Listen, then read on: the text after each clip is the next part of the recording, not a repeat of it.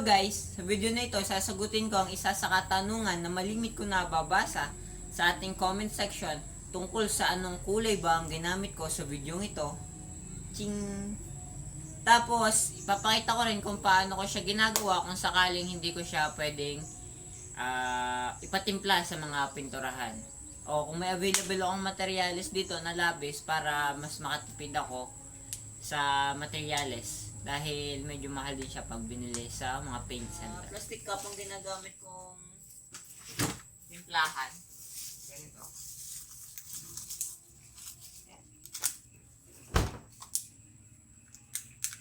Maliit lang kasi para lang may pakita ko sa inyo o may demonstrate ko kung paano ko siya tinitimpla. Okay? Kailangan nating kulay ay silver. Ito siya.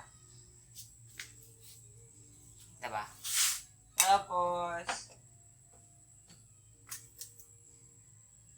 ito, black.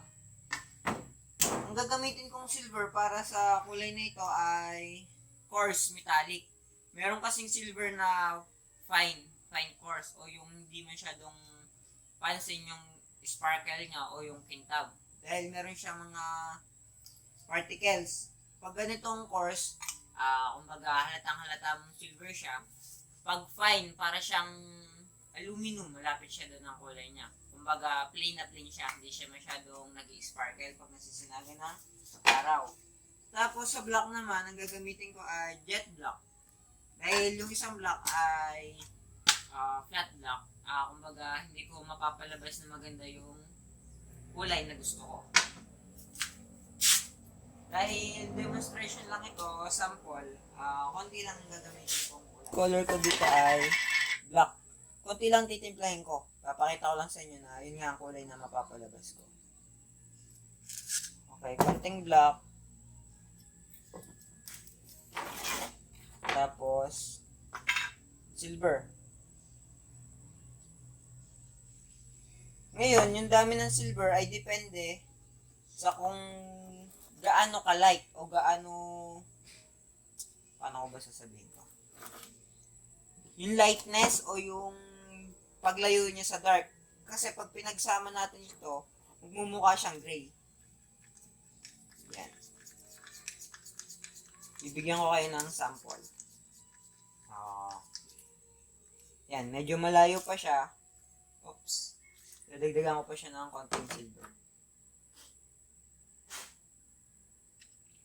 Kung meron kayong materyales na ganito, na kulay black at silver, pwedeng dahan-dahan lang ang pagtitimpla. Kasi pwede nyo siyang dagdagan, mahirap siyang bawasan. Dahil pag magbabawas kayo, dadagdagan nyo pa rin siya ng black. Yan. Kung mapapansin nyo, nag-green na siya paunti-unti. Ang lumabas na kulay sa paghahalo natin ng black at silver ay tinatawag naming gunmetal. Ito yung kulay niya. Focus.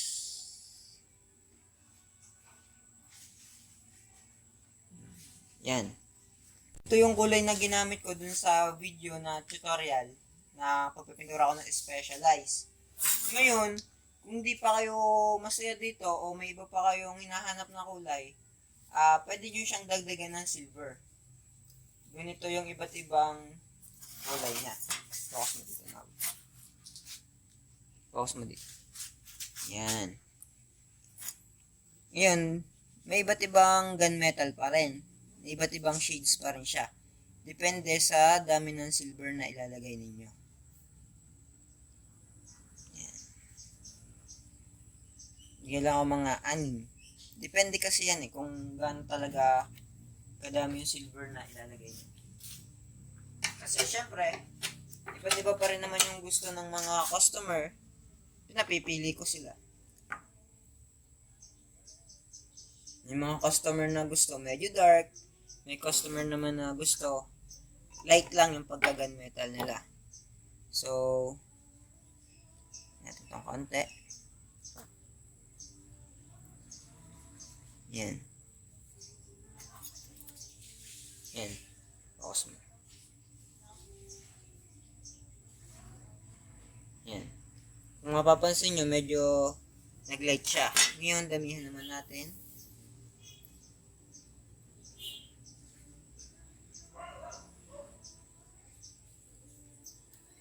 Yan. Yan. Mapapansin nyo yung pagkakaiba nila. Tapos, dito naman sa isa. Dito, mas lamang talaga yung silver natin.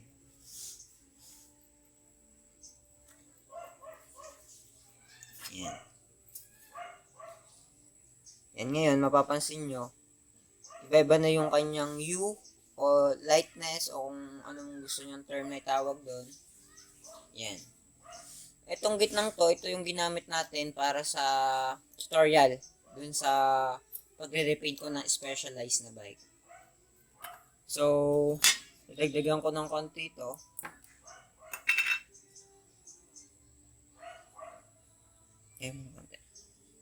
Yan.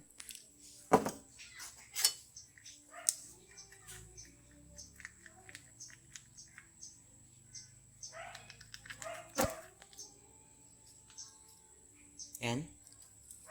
Konti pang silver para mas makita.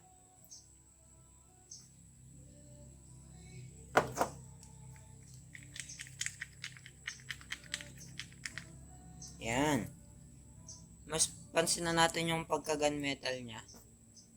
Ngayon naman ay titimplahan ko siya ng thinner para mas makita natin siya pagka binuga.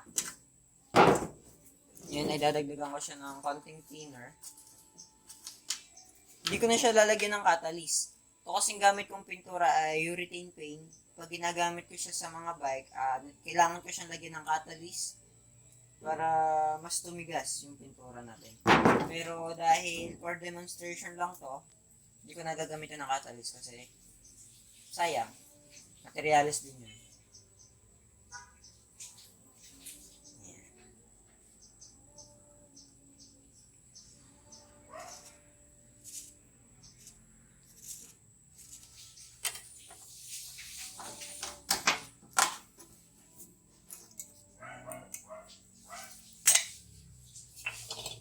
Ngayon ay lemon.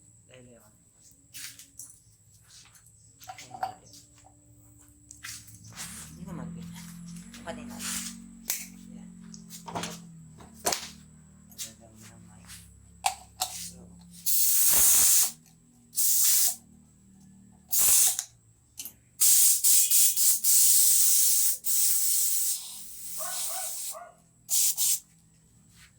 Pakikita ko lang sa inyo kung anong kulay siya.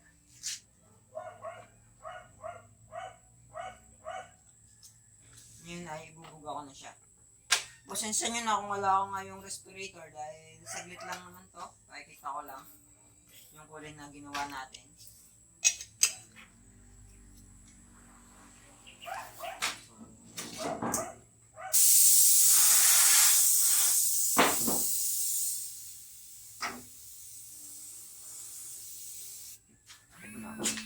Focus mo. Yan. Turahan ko lang siya dahan-dahan.